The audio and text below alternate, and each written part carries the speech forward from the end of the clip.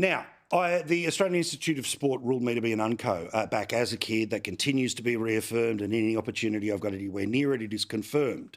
Stephen Conroy loves the world of skiing, so that's why I give him a little bit of information. He's just here to help. And Lucy Zellick, how good to have her here too. Where are you on the snow sports? Are you the type of person who loves it, or like me, and I'll just have a smoke next to the fire? Let me tell you, when the Winter Olympics, Paul, and first and foremost, thank you for giving me the opportunity to come Happy to have you. program. And I know that Mr. Conroy there also loves his football too. We have shared a similar journey over the years.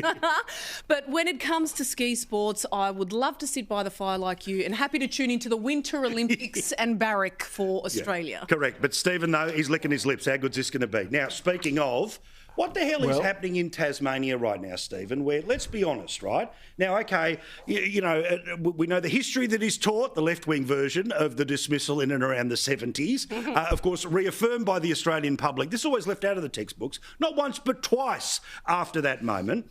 But now we're going to have a scenario where Labor, who've tried to knee-cut the libs for multiple times in Tasmania, look like they might get there, and we're off to an election, and who knows? The whole joint's red at the federal, so who knows what's going to happen at the state election.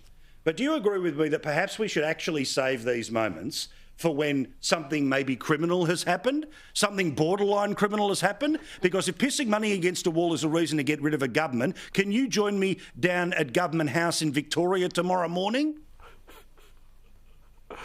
Well, look, firstly, Paul, just to correct one of your analogies, in 1975, the Senate blocked supply. Correct. The House of Representatives, the chamber in which government is formed, it had nothing to do with the blocking and bringing down of the government.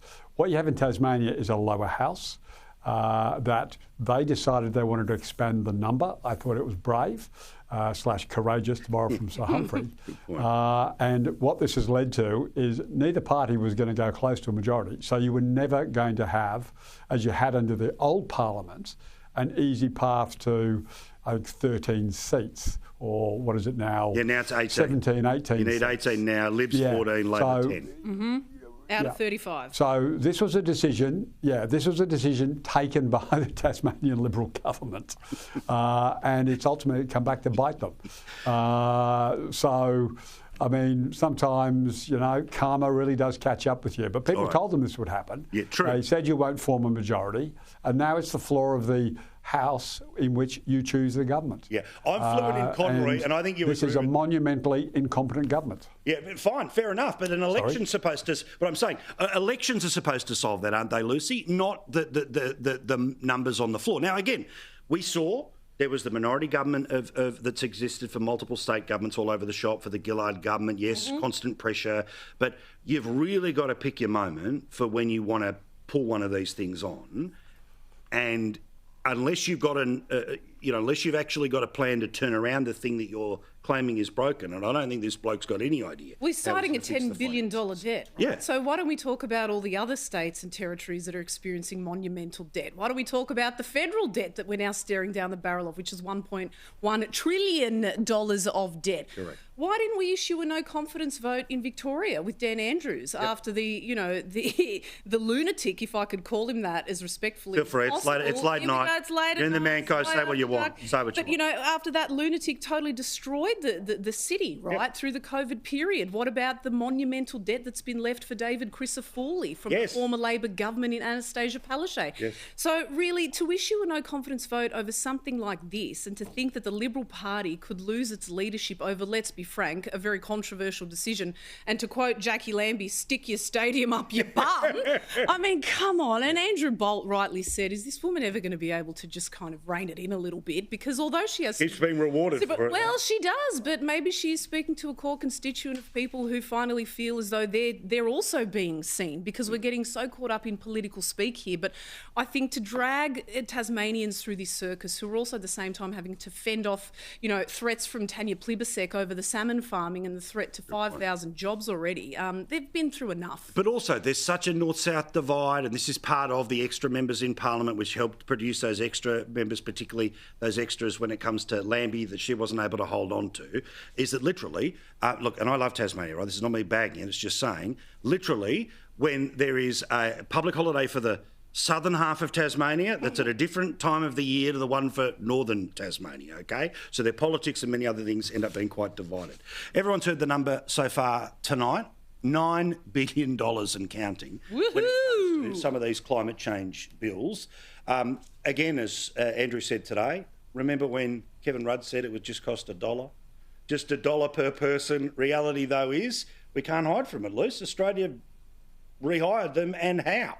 Well, this is the problem, right, is that they won the election based on not just lies surrounding Mediscare, nuclear energy, which they said was going to cost, upwards of $600 billion. That was a lie. But they won the election in the face of a cost of living crisis, having spent $400 million on the failure of The Voice, a housing crisis, 1.1 million people coming through the gates here in Australia, which I would deem an immigration crisis, because what has it then done, Paul? The consequence of it has been further pressure on our medical system and our housing crisis. Every queue got longer. Every queue got longer, right? And so they were able to successfully win in the face of all of this, which is actually terrifying when you think about it. And it's something that you also pushed in the lead up through the election campaign. Do your research, know who you're voting for, look at your preference cards. We've seen what's just happened in the seat of Bradfield. Yeah, correct. Right? Which is very interesting as well. And some of these votes not being counted because preferences weren't correctly entered. So there's so much to think about in all of this. But the fact that it's $9 billion now, and it's increased in that period in the last decade from 600 million to that now is just it's a shameful exercise, this pursuit of net zero. But Stephen, is the reality that, hey, 95 seats, we went up, we didn't go backwards. Not that it matters. The first poll post-election shows, it's 110% to minus 400%. I think they got the North Korean counters to come in and have a look at that. But I mean, still, it's huge amounts of money. Again, if we're talking about, Tassie government's going to get rolled over $10 billion, this is $9 billion in 1 year. Which is still an awful lot less than the $600 billion the opposition went to the government. All right, I will use David Littleproud's number. $300 billion. Yeah, but you started off with the double. Said publicly. No, but I'm prepared to say, I'll concede that. $300 billion to do the nuclear conversion. So $9 billion, it's a bit less.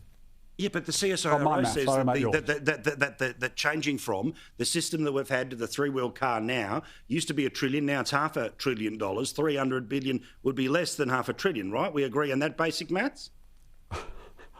No, unfortunately, the CSIRO report does not say that. Hang on, what? That it's now $500 billion? That it's $500 billion for the cost of transition? I'll send it to you. It was the Energy Works report. There's a transition. Transition is different from the actual cost of the build, okay? And the Liberals have not costed their transition.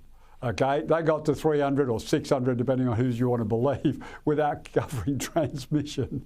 Imagine what it would have been with transmission. Scrap the deflection, though, Stephen, because at the end of the day, it's the Liberal Party's policy. But at the end of the day, mate, we're talking in semantics here. We've got a moratorium. We can't even have a discussion about nuclear in this country, right? So we can't even put it out to market to talk about that. Let's talk about the $9 billion. It wasn't going to market. That we're staring down the barrel. It wasn't going to market. Well, it should go out to the market. Liberal Party That's the policy point. was Instead the government, of spending $400 million on policy. The Voice, why don't we actually spend money on a referendum on energy and let the Australian people decide once and for all, so we can finally have some certainty around the direction this country is going in with energy. We look at our allies across the UK and the US. They have bipartisan support for nuclear energy. There is an understanding. Even those radical lunatics, the Democrats, can agree that nuclear is the right path forward. And we are sitting here still debating on whether or not renewable energies is costing us